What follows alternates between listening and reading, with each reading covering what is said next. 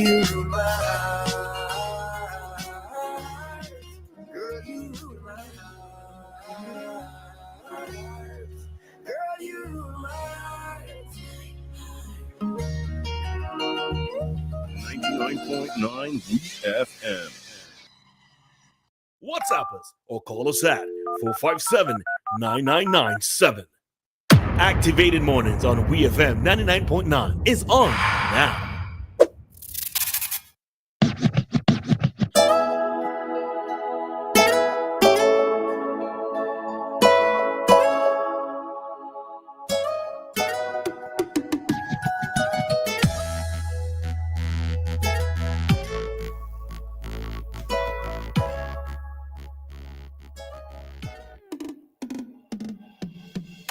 And we are back with you for another commentary segment.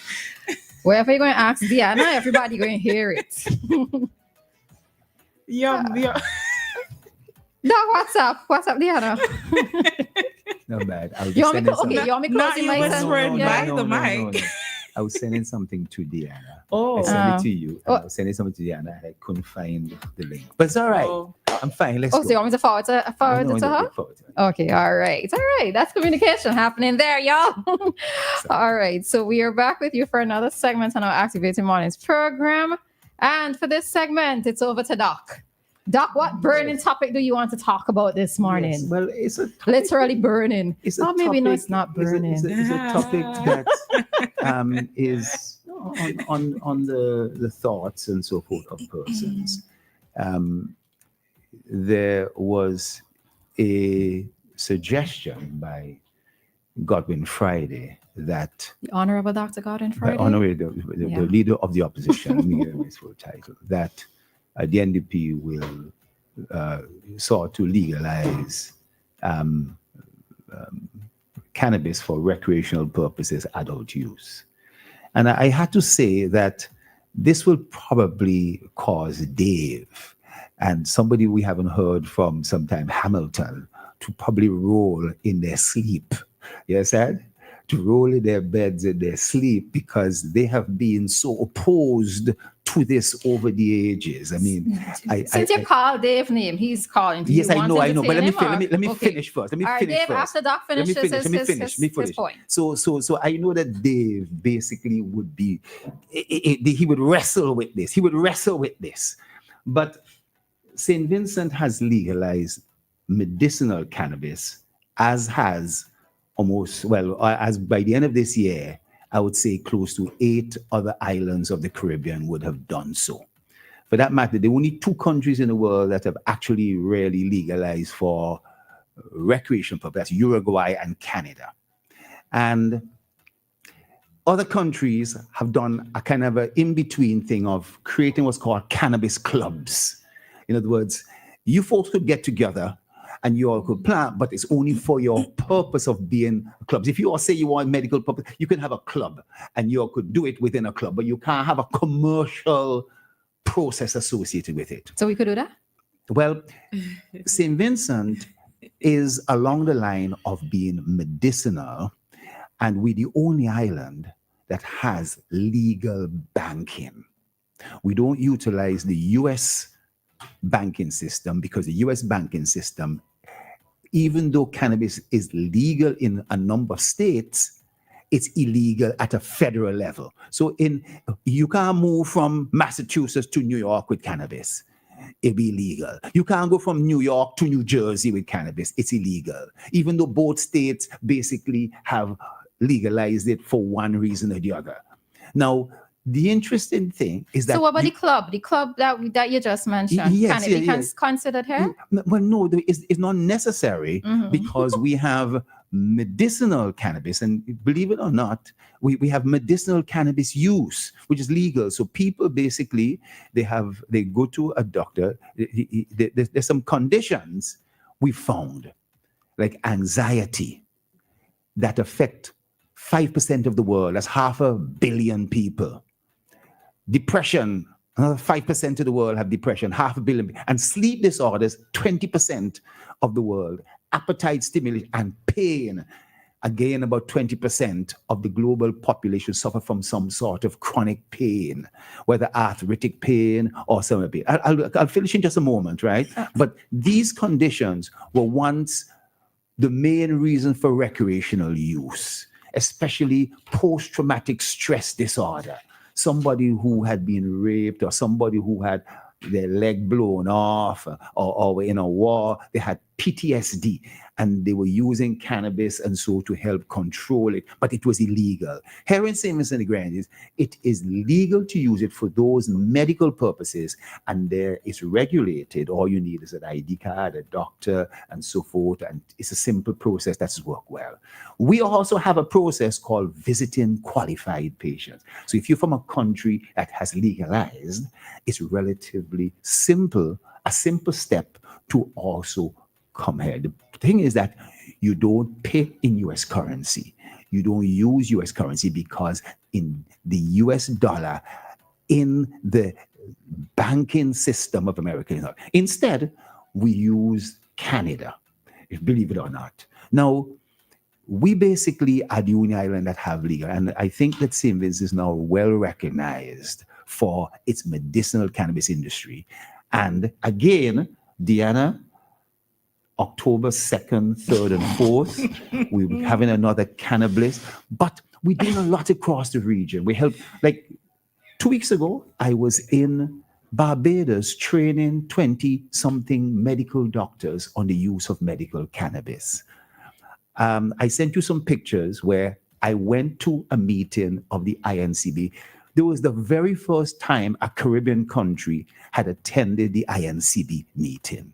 I was there and I asked questions and I made St. Vincent and the Grenadines' presence felt. And then I went to Washington, D.C., to Capitol Hill, to Congress. I met with several senators and congressmen and so forth. It was amazing.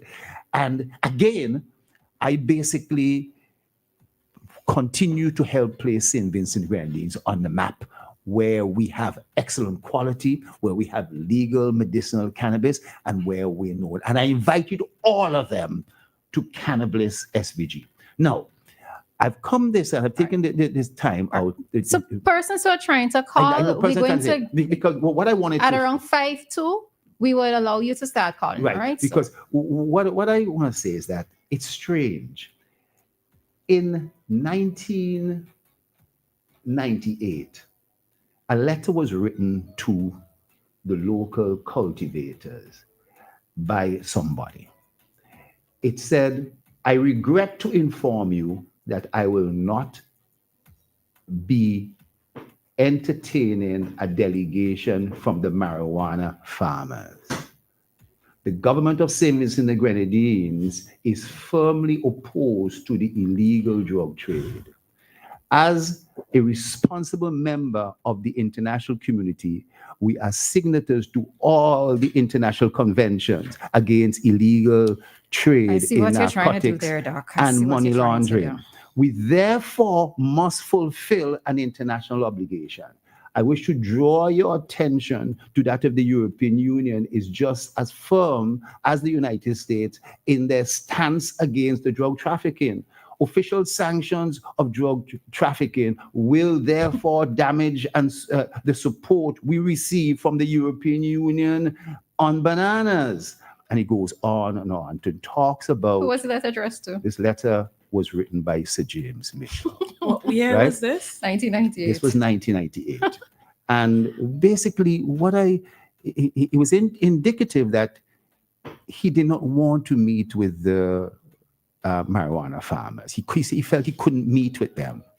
I don't see why, right? But what he was saying about the International Narcotic Control Board and the international treaties is true.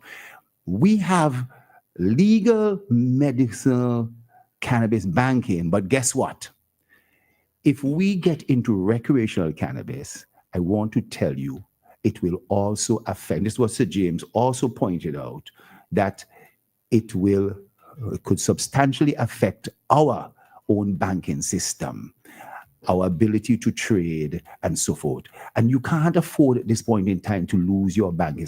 He goes on, I didn't read it because I know it'll take up too much time to read about trade and visa restrictions and other things like that. He's talking about things that are currently on the helm today, with what I raised last week about CBI and St. Vincent being placed on a blacklist, potentially on a blacklist because of CBI, you know? So that other countries have Germany last year contemplated legalizing for recreational purposes. They pulled back for the same reason. France just legalized for recreational, for medicinal cannabis, not recreational. So whereas there are some countries that have gone to cannabis clubs, we basically allow, through a process of depenalization, as a form of decriminalization, persons to have up to 56 grams, in their personal possession, to use cannabis in their residence and in their place of worship. Now, that is not considered to be legalization. That is within our own framework of the law. In Barbados, they only allow persons 14 grams. Other countries in the Caribbean, 30 grams, way up to 56 grams.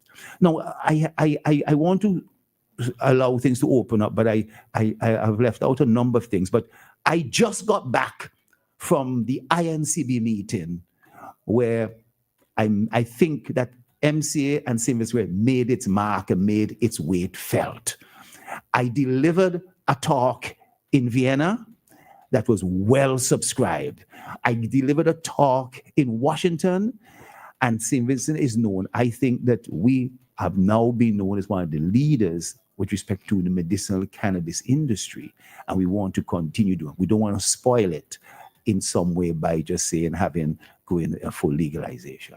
All right, so let's take the call that's coming in. But sorry, the callers. I know. Hi, caller. Good morning. Hello. Good morning. Hello. Good morning. All right, so that's it. All right, so there is a delay. All right, so Dave, you're listening. You can try calling back, but you'd only have a minute to speak. All right, because time is going. And to the other person I noticed who was trying to call, you can also try calling back as well. All right, so Doc, in essence, you were using that letter that was written by Sir James, who was the former Prime Minister on the NDP side. You're using it against the current NDP side? No. All right, so I'm not using it against. I mean, I have a special file. Okay, let's all go. right. Yeah. Dave, morning. Yeah. Good morning. Dave, morning. You have a minute, so please. You hear? You have a minute. But Thanks. this, if I can call him the marijuana boss in this country, if I can give him that title, because I think he has so much to explain. And just these few minutes, I don't think it's the right forum.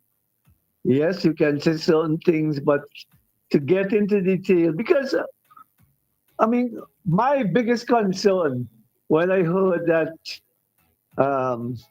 what they were promoting, the Friday medical marijuana,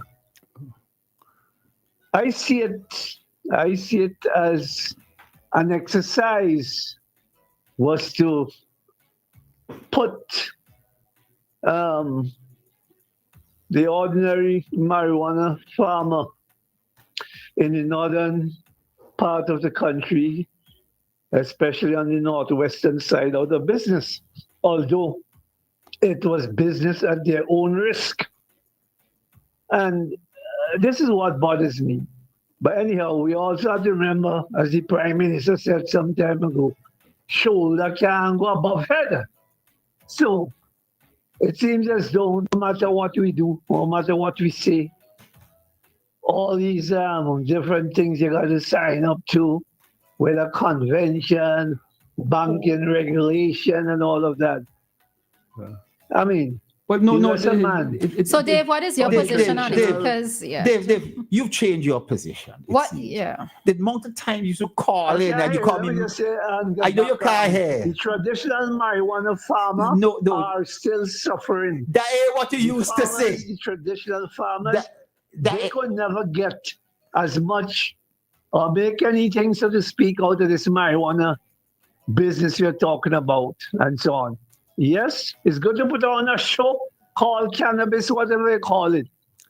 I mean, I would like to get a glimpse of it or to see what But it's all about. Dave, hold on. What sense does it make? Dave, you're So many grandstanding. Vincentians. Dave, Can you tell me how many Vincentians would have lost their lives all because of this marijuana trade? Could you tell me? Dave, what point you standing on? Because you're helping that bill right now. Dave. And I'm supporting You're what the opposition has said about this. Yeah? Loud and clear. Thank you. I'm not sure I follow where you know what? He didn't want to stay on the line. He grabbed. He can't hear. No, he can't. He couldn't hear us. He couldn't hear us. No, he couldn't hear us. He couldn't hear us. Well, that is interesting. But I just want to know, I don't think that people generally, somebody who may want to smoke and so forth may feel that, well, recreational will actually help and so forth. But I think that there are some real downsides of it from an international treaty point of view. Of course, the Christian Council and all these other individuals, they will have their say in due course. But and in our discussions leading up to this, we had lots of meetings with the Christian Council. When it came to cannabis, I went to see Sonny Williams and to explain to him what this was all about.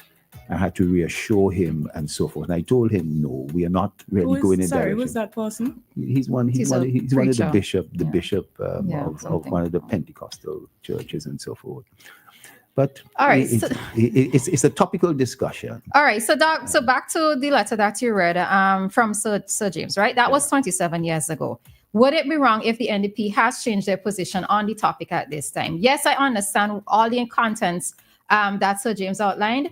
I understand as well. Earlier in a different segment, I spoke on, yes, SVG doesn't, we don't operate in a vacuum. We have signed on to conventions, we have signed on to treaties, etc. But is it a case where you're saying that the NDP has to stick with what Sir James said 27 years ago, or can they have a different position at this time? They don't, and they have a different position. That's the point. Right. So they can have a different position. Why bring it up? So therefore, but the circumstances hasn't changed. The circumstances hasn't changed.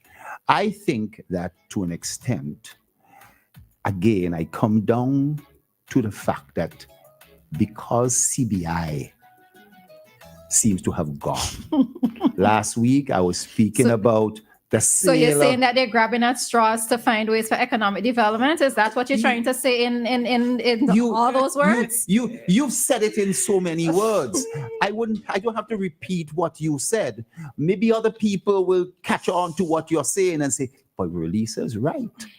Roleza is right. Is that what you are trying to say? Put this way. Think about it, Roleza. Think about it, Roleza. Are they grabbing at straws? Are they clutching at straws? Basically, maybe that is it. Maybe you hit the nail on the head. Maybe they're clutching at straws because they ain't talking CBI anymore. And so I sent that where sale of shares in the airport, sale of shares at the hospital. What happened to the price of sonograms and the medication and so forth? People have to pay more to make sure those people who buy shares get back their money, or sale at the port that will help to reduce the cost of imports in this high tariff season. We sell off part of, like China, mainland China, let's buy up all the ports.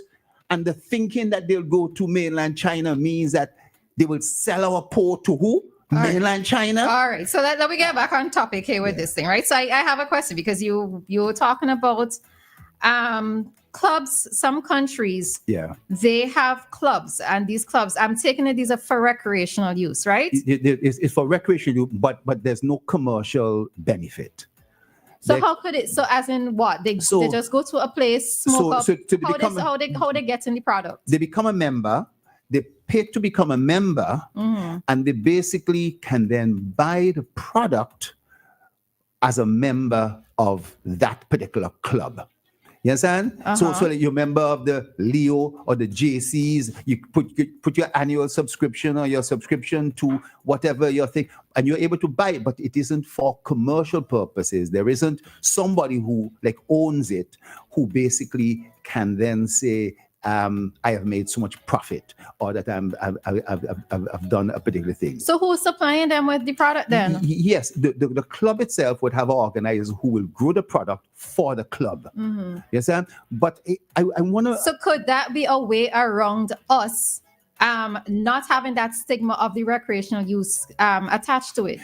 Could that be a way around it? You do when you do a country club, you're not doing it for export. You can't export. Yeah. So remember the problem is, Doc, right? That's not all the problem. That's not all the problem. Right. Our problem, problem is that we want it for an economic purpose as well. Yes, so the medicinal part of it, no, right? No. We are also trading. One aspect is medicinal where we are able to gain money, right? But then we also realize that there are persons who want to use it for recreational use who do not have permission to use it necessarily for recreational use. So I'm asking if having the clubs might be a way around to that. Well, listen, what I was telling you and explaining to you, that in terms of our laws and regulations, Vincent, we basically have depenalized the use of up to 56 grams. 56 grams, you have to understand what 56 grams is. That's still a lot of cannabis. So somebody can have that in their personal home and in their synagogue. So it covers that basis of persons who are using it in that particular means. So we also have another process on top of that of what we call police tolerance. I think we were on this program once when a member from the drug unit was here, sitting in that chair, and they explained, we had a good program. And I think we explained this carefully of the relationship and the cooperation we have with the police in relation to that.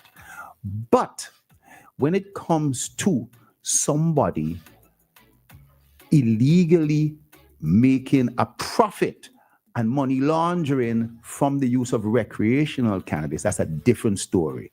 So having a cannabis club is a solution that some countries that ain't going fully medicinal or ain't going fully legalization could take. We don't need to go with cannabis clubs. You understand?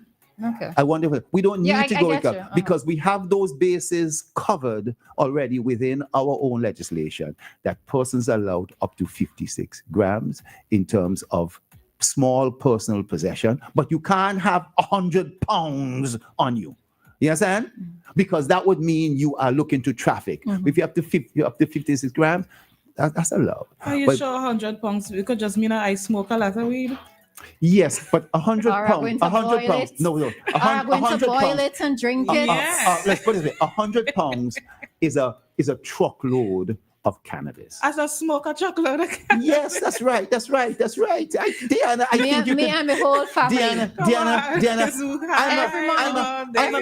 I'm a medical doctor. I'm a medical doctor. And somebody could say they have a truckload of fentanyl or a truckload of Valium or a truckload of medication. In my opinion, those are worse than marijuana. We're not going to equate those two things. I am saying, I'm going on the word of a truckload. When somebody has large, super large. If I have a truckload of lettuce, what are you going to tell me? Man, that's legal. That is legal. And guess what? Hey, what? In terms of Sir James's letter, it ends. We are making every effort to diversify our economy, and we invite you to be part of the legal opportunities in this country. It's amazing how you've kept a record of that letter. I did it. Oh, now, put it this way. I could have shared this letter with you. But guess what? I was just about to ask if I can get it. Guess what? There'll be people who will write and comment. Dr. Thompson lied. That letter, he make up that letter. He does, and No, I can't understand no. a position. So here what? Say what? What? I am waiting for the person to say Thompson liar. Yeah, Thompson liar. You see, and then guess what? After like 5, 6, 7 persons have done that, then Doc reminds me of the people where last week I said something that this week I can't change my mind and say something differently because what I say will be used against me. That is what you're sounding like. Put it straight.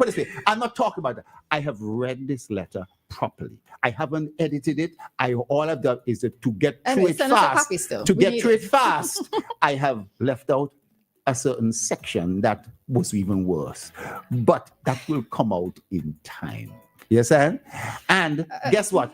Sadly, I can't give you. I wanted to write to tell you about another letter on Canada, but that will come up for another time because I know time doesn't tell. This is the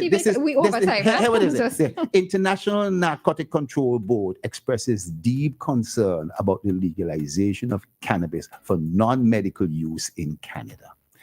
And what is the date of the letter? This is also 1998. No, this is 2018 when Canada legalized, and they still do it. So when I went to INCB, guess what?